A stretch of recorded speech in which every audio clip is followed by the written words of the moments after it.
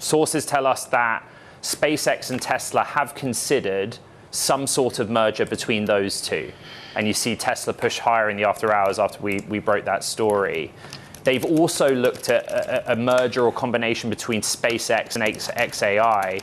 My understanding is that there is a group of investors that are pushing very much on the Tesla idea, but nothing is final.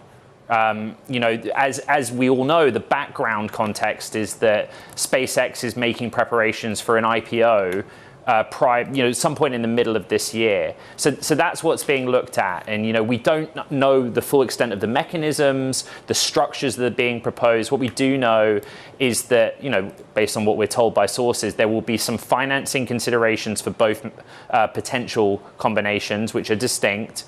And that there will be an eye on how sovereign wealth funds, particularly those in the Gulf, can help facilitate this. Because really the build out of artificial intelligence investments that Elon Musk is thinking in terms of all of his companies into artificial intelligence is huge, isn't it? What did we hear this week? $20 billion or so? Yeah, so Tesla's capital expenditure commitment for 2026 is $20 billion.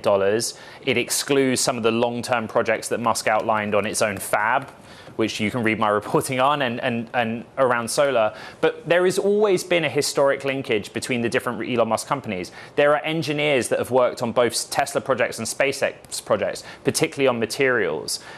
There is a world where, the motivation for SpaceX to IPO is for space-based data center. Those designs, though we haven't seen them, will need solar arrays. Tesla is moving deeper into solar.